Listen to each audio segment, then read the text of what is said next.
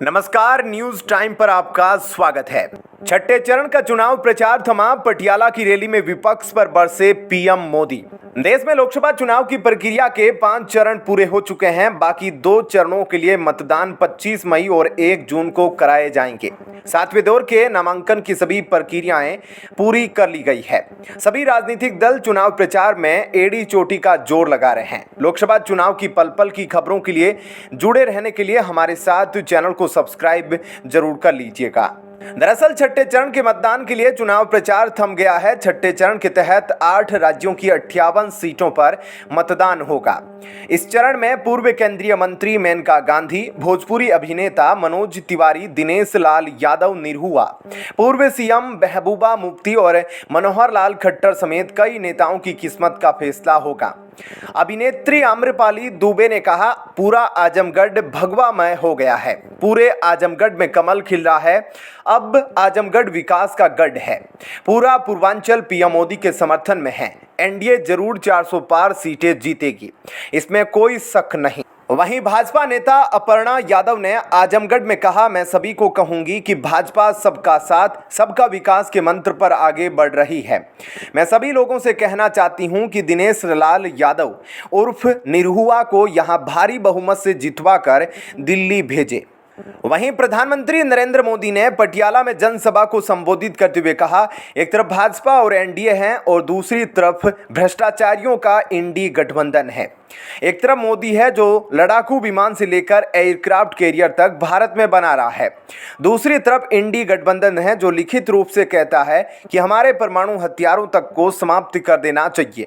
एक तरफ आतंकवादियों को घर में घुसकर मारने का साहस है, दूसरी तरफ इंडी वाले हैं जो आतंकवादियों के एनकाउंटर पर आंसू बहाते हैं। यही कांग्रेस है जिसने सत्ता के लिए देश का बंटवारा किया और बंटवारा भी ऐसा किया कि हमें दूरबीन से करतारपुर साहिब के दर्शन करने पड़ते थे। मैं कांग्रेस वालों को कहता हूं कि जब बांग्लादेश की लड़ाई हुई तो पाकिस्तान के 90,000 से ज्यादा जवान सरेंडर कर चुके थे। हुकूम का पत्ता हमारे हाथ में था। अगर उस समय मोदी होता तो मैं इनसे करतारपुर साहिब लेकर रहता, उसके बाद ही जवानों को छोड़ता। प्रधानमंत्री नरेंद्र मोदी ने पटियाला में जनसभा को संबोधित करते हुए कहा, एक तरफ भाजपा और एनडीए हैं और दूसरी तरफ भ्रष्टाचारियों का इंडी गठबंधन है। पंजाब के पटियाला में प्रधानमंत्री मोदी ने कहा, यहां पंजाब में दिखावे के लिए दिल्ली की कट्टर भ्रष्टाचारी पार्टी और सिख दंगे की दोषी पार्टी आमने सामने लड़ने का नाटक कर रही है। लेकिन सच्चाई यही है कि पंजा और झाड़ू पार्टियां 2 है, लेकिन दुकान एक ही है। यहाँ के लोग कुछ भी बयान दे, लेकिन दिल्ली में एक दूसरे को कंधों पर उठाकर नाच रहे हैं। वहीं छठे चरण के मतदान के लिए चुनाव प्रचार आखिरी दौर में पहुंच गया है। गुरुवार को भाजपा अध्यक्ष जेपी नड्डा ओडिशा के दौरे पर रहे। यहां नड्डा ने कहा कि ओडिशा में सांसद विधायक सीएम से नहीं मिल सकते। नड्डा ने करंजिया और धामरा में जनसभा को संबोधित करते हुए कहा कि इस परिपाटी से बचने के लिए राज्य में सत्ता परिवर्तन जरूरी है। भाजपा अध्यक्ष ने आरोप लगाया कि ओडिशा में सरकार आउटसोर्स कराई गई है। ओडिशा में क्या कोई इतना सक्षम नहीं है कि वे प्रशासन चला सके? सांसदों विधायकों को सीएम नवीन पटनायक से मिलने से कौन रोक रहा है? नड्डा ने इस दौरान किसी का नाम नहीं लिया, लेकिन उनका निशाना नौकरशाह से नेता बने वीके पांडियन की तरफ जा रहा है। ऐसे में क्या कहना है आपका? इस पर कमेंट सेक्शन में अपनी राय जरूर बताएं। चलिए अब बढ़ते हैं अगली खबर की तरफ। राजनाथ, अखिलेश समेत कई दिग्गजों की जनसभा आज। पूर्वांचल की 5 सीटों पर थम जाएगा प्रचार।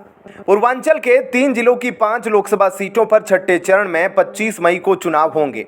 इन सीटों पर गुरुवार की शाम 5 बजे चुनाव प्रचार थम जाएगा। इन 5 सीटों में भदोही, आजमगढ़, लालगंज, जौनपुर और मछली शहर की लोकसभा सीटें शामिल है। समाजवादी पार्टी के राष्ट्रीय अध्यक्ष और पूर्व मुख्यमंत्री अखिलेश यादव गुरुवार को जौनपुर में मड़ीहाऊ में स्थित रामलीला मैदान में जनसभा को संबोधित करेंगे। वहीं भाजपा नेता और सपा सुप्रीमो रहे मुलायम सिंह यादव की छोटी बहू अपर्णा यादव गुरुवार को आजमगढ़ लोकसभा क्षेत्र में रोड शो करेगी। वह सपा प्रत्याशी और रिश्ते में जेठ लगने वाले धर्मेंद्र यादव के खिलाफ चुनाव प्रचार करने आ रही है। रोड शो में मध्य प्रदेश के मुख्यमंत्री मोहन यादव भी रहेंगे। फिल्म स्टार सुनील शेट्टी भी आ सकते हैं। वहीं पूर्व सीएम मायावती मिर्जापुर और रक्षा मंत्री राजनाथ सिंह आजमगढ़ के दौरे पर 23 मई को रहेंगे। बसपा प्रमुख मायावती मिर्जापुर के मड़िहान तहसील के सामने देवरी कला में सुबह 10 बजे जनसभा को संबोधित करेगी। आजमगढ़ के महिया पार बाजार में रक्षा मंत्री राजनाथ सिंह दोपहर 12 बजे जनसभा को संबोधित करेंगे। दोनों नेताओं के कार्यक्रम को देखते हुए देर रात तक तैयारी चल रही थी। संबंधित पार्टी के नेताओं और अधिकारियों ने कार्यक्रम स्थल पर व्यवस्थाओं का जायजा लिया है। चलिए अब बढ़ते हैं अगली खबर की तरफ। बिहार के लोगों पर बयान देकर फंस गए खेरा। पीएम मोदी के हमले के बाद कांग्रेस नेता ने दी सफाई। पंजाब के संगरूर से कांग्रेस उम्मीदवार सुखपाल सिंह खेरा ने बुधवार को कहा कि हाल ही में दिए गए उनके एक बयान को गलत तरीके से पेश किया गया। खेरा ने कहा कि उन्होंने कभी भी बिहार के लोगों के खिलाफ नहीं बोला। प्रधानमंत्री नरेंद्र मोदी द्वारा इस मुद्दे पर कांग्रेस पर निशाना साधने के एक दिन बाद खेरा की यह सफाई आई है। बिहार में मंगलवार को एक चुनावी रैली को संबोधित करते हुए प्रधानमंत्री मोदी ने कहा था, पंजाब में एक कांग्रेस नेता कहते हैं कि बिहार के लोगों का बहिष्कार किया जाना चाहिए। प्रधानमंत्री ने इस मुद्दे पर चुप रहने को लेकर नेहरू गांधी परिवार की भी आलोचना की, जिसे उन्होंने कांग्रेस का शाही परिवार कहकर संबोधित किया। खेरा कुछ दिन पहले दिए गए अपने बयान को लेकर कई नेताओं के निशाने पर आ गए थे। उन्होंने कहा था कि हिमाचल प्रदेश की तर्ज पर पंजाब में भी ऐसा कानून बनना चाहिए ताकि गैर पंजाबी जमीन न खरीद सके, मतदाता न बन सके और सरकारी नौकरियां भी न ले सके। खेरा हिमाचल प्रदेश किराएदार और भूमि सुधार अधिनियम 1972 का जिक्र कर रहे थे, जो गैर हिमाचलियों को पहाड़ी राज्य में कृषि भूमि खरीदने से रोकता है। कांग्रेस नेता सुखपाल सिंह खेरा ने कहा कि उन्होंने इस संबंध में पिछले साल पंजाब विधानसभा अध्यक्ष को एक निजी विधेयक दिया था। कांग्रेस की टिकट पर संगरूर से लोकसभा चुनाव सीट से लड़ रहे खेरा ने कहा, मुझे हाल ही में बिहार में प्रधानमंत्री मोदी जी का भाषण देखकर दुख हुआ, जहां उन्होंने मुझे गलत तरीके से उद्धृत किया। उन्होंने कहा कि वे पंजाब की सरकारी नौकरियों और जनसांख्यिकी स्थिति को बचाने के लिए हिमाचल, उत्तराखंड और गुजरात की तर्ज पर एक कानून की अपनी मांग पर कायम हैं। खेरा ने सोशल मीडिया प्लेटफॉर्म एक्स पर जारी पोस्ट में कहा, मैं बीजेपी और गुजरात सरकार से भी सवाल करता हूं कि उसने कच्छ क्षेत्र में सिख किसानों से उनकी जमीन का मालिकाना हक क्यों छीन लिया, जिसे उन्होंने दिवंगत प्रधानमंत्री लाल बहादुर शास्त्री के कहने पर विकसित किया था।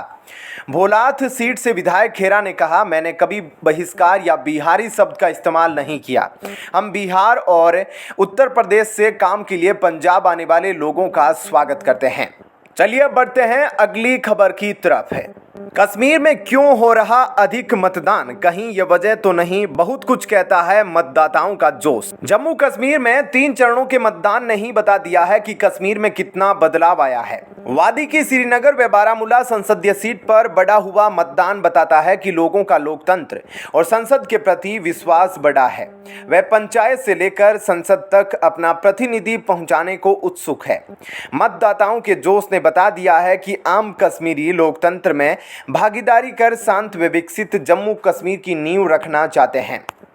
ज्यादा पुरानी बात नहीं है जब श्रीनगर राष्ट्र विरोधी गतिविधियों और चुनाव बहिष्कार के नारों का केंद्र बना रहता था। अब यहां सियासी नारों की गूंज और रैलियों की हलचल है। इससे भी अधिक जोश बारामूला की हवाई में दिखाई दिया। कल तक बहिष्कार के नारे लगाने वाले मतदान के लिए कतार में खड़े दिखाई दिए। अब सबकी नजर अनंतनाग राजौरी सीट पर है, जहां मतदान 25 मई को है। यह बदलाव अनायास ही नहीं है। अनुच्छेद 370 हटने के बाद सही मायने में यहां के लोगों ने नया कश्मीर देखा है, लोकतंत्र की ताकत और उसकी गहराई को समझा है। विधानसभा भंग होने के बावजूद जम्मू कश्मीर में पंचायतों व शहरी निकायों ने लोकतंत्र का अलख जगाया है। पहली बार त्रिस्तरीय पंचायत व्यवस्था यहां लागू हुई। पंचायतों को उनके अधिकार मिले और इसका ही असर यह रहा कि ग्रामीण विकास की गति तीव्र हुई। वहीं प्रशासनिक सजगता और पंचायतों की सक्रियता से पहली बार लोगों को विश्वास हुआ कि वोट की ताकत से वे अपना नसीब खुद लिख सकते हैं। यही वजह है कि वे न केवल खुलकर बाहर आए बल्कि अधिक से अधिक मतदान भी किया। राजनीतिक दलों ने 370 से लेकर पाकिस्तान के मुद्दे को खूब उछालकर लोग शांति, रोजगार और विकास के प्रति अपनी अपेक्षाएं रखते रहे। इन उम्मीदों को पूरा करने के लिए वोट किया। लोग अपेक्षा कर रहे हैं कि चुनाव में उनकी भागीदारी जल्द विधानसभा चुनाव की राह पर ही खोलेगी। मतदाताओं ने बिना हिचक कहा कि वे लोकतंत्र में आस्था की पुष्टि के लिए वोट डाल रहे हैं। उन्होंने भारतीय नागरिक के रूप में अपनी गरिमा व सम्मान की बात कही और कहा कि केंद्र हमारे मुद्दे सुने और अविश्वास की दीवार तोड़ दी जाए। बता दें कि 1987 के बाद कश्मीर ने लोकतंत्र का सबसे बुरा दौर देखा है। जन भागीदारी के अभाव में चुनावी राजनीति कुछ घरानों के इर्द गिर्द घूमती रही। पाकिस्तान प्रस्त तत्वों और अलगाववादियों की चेतावनी के कारण लोग खुलकर भागीदारी से बचते रहे। अब परिस्थितियां भिन्न हैं और अनुच्छेद 370 के निरस्तीकरण के बाद यह कश्मीर में पहला बड़ा चुनाव है। शांतिपूर्वक माहौल के कारण मतदाता अब अपनी अंगुली की स्याही नहीं मिटाते बल्कि बड़े उत्साह से दिखाते हैं और तस्वीर खिंचवाते हैं। इसका श्रेय 5 वर्ष के दौरान जम्मू कश्मीर में जीवन के हर क्षेत्र में आए बदलाव को ही जाता है और इसकी नींव 5 अगस्त 2019 को रख दी गई। आतंकियों और अलगाववादियों के पूरे तंत्र पर चोट की जा रही है। राष्ट्रवाद और अलगाववाद के बीच के ग्रे जोन को नष्ट कर दिया गया है। बहुत से मतदाता ऐसे थे जो आयु में 50 वर्ष के आसपास पहुंच चुके थे पर पहली बार वोट डाल रहे थे। नए पुराने आतंकियों के स्वजन भी वोट डालते हुए दिखे। प्रतिबंधित जमात ए इस्लामी के नेता अब चुनावी राजनीति में भागीदारी की चाह रख रहे हैं। यही वह तत्व थे जो कभी बहिष्कार के नारे लगाते थे। इस बदलाव से लोग गदगद है। राजनीतिक विशेषज्ञ बताते हैं कि सबसे बड़ी बात यह है कि चुनाव सब लड़ रहे हैं पर जीत लोकतंत्र रहा है। लोगों की लोकतांत्रिक व्यवस्था पर विश्वास की जीत हो रही है। आवश्यक है कि विश्वास की इस भावना को और मजबूत बनाया जाए। जम्मू कश्मीर में विधानसभा नहीं है और ऐसे में आम लोगों की तंत्र में भागीदारी बढ़ाने के लिए आवश्यक है कि यह चुनाव जल्द हो। ऐसे में क्या कहना है आपका, कमेंट सेक्शन में अपनी राय जरूर बताएं। साथ ही वीडियो को लाइक शेयर जरूर कीजिएगा। धन्यवाद। जय हिंद।